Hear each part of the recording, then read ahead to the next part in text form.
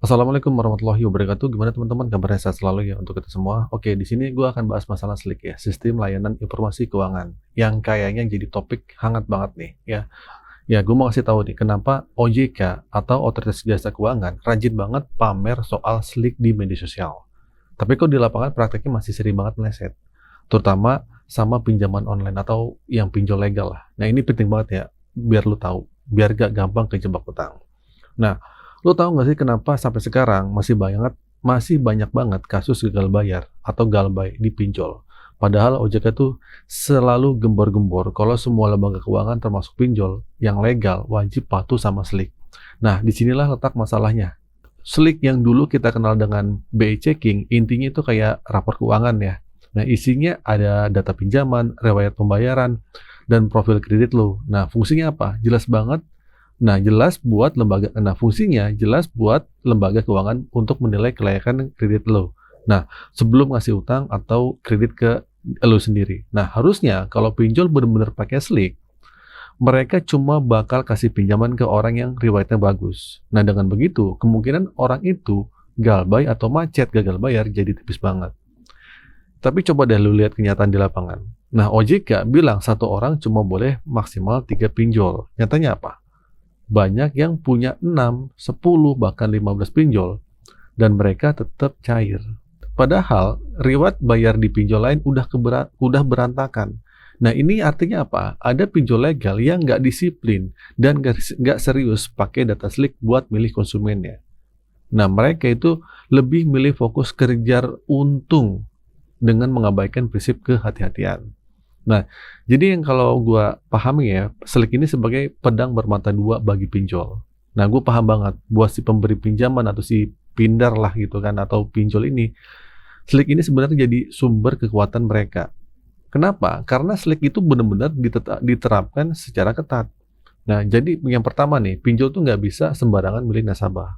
Nah, mereka harus terima risiko bisnis mereka terhambat karena hanya nasabah dengan SLIK yang bersih yang layak diabaikan, ya.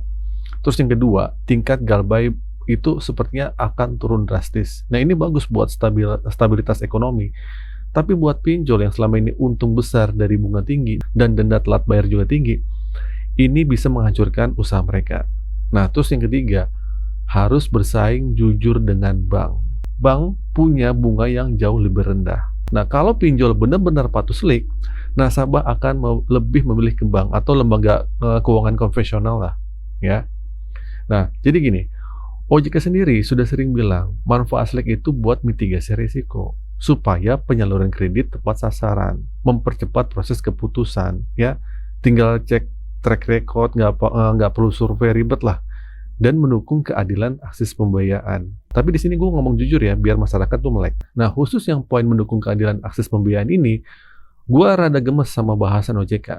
Mereka bilang debitur dengan riwayat kredit yang baik akan lebih mudah mendapatkan kredit baru. Kenapa nggak bilang jujur aja gitu, semakin bagus SLIK lo, semakin besar uang lo buat berutang. Ya kan gitu kan, bukan berarti mendapatkan kredit baru. Bahasanya diperhalus gitu kan. Bilang aja gitu, semakin baik SLIK lo, semakin besar peluang lo untuk berutang. Atau semakin bagus nama lo di SLIK, semakin besar nilai utang lo. Mungkin begitu kali maksudnya. Nah, bahasa yang terlalu diperhalus, kayak ada kesempatan akses pembiayaan. Nah, itu bikin masyarakat bingung atau kurang terbuka matanya. Padahal intinya ya utang, kita harus jujur ya, semakin jelek SLIK lo, semakin kecil kemungkinan lo bisa dapat utang. Dan itu lebih to the point dan edukatif. Ya, yang harus OJK lakukan bukan cuma posting manfaat SLIK di medsos, tapi serius menekan para pinjol dan pindar ini untuk benar-benar menggunakan data SLIK.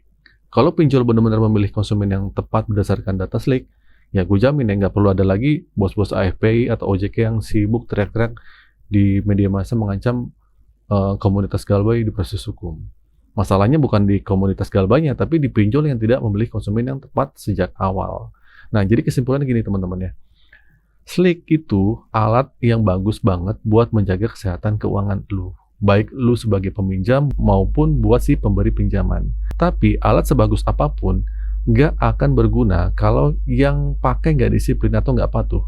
Nah, PR besar OJK sekarang adalah mengawasi dengan ketat dan memastikan 96 pinjol legal yang ada ini benar-benar menggunakan Slick ini sebagai saringan utama mereka, bukan cuma pajangan. Ya gua harap sih lu sekarang jadi lebih paham ya, kenapa cek Slick itu penting banget dan kenapa lu harus hati-hati meskipun lu pinjam di pinjol yang legal. Lu harus sadar, iklan yang harusnya dibombardir itu bukan tawaran utang, tapi ajakan untuk cek Slick, ya. Oke, jadi itu teman-teman video kali ini. Singkat saja, semoga video ini bermanfaat. Akhir kata dari saya, Assalamualaikum warahmatullahi wabarakatuh.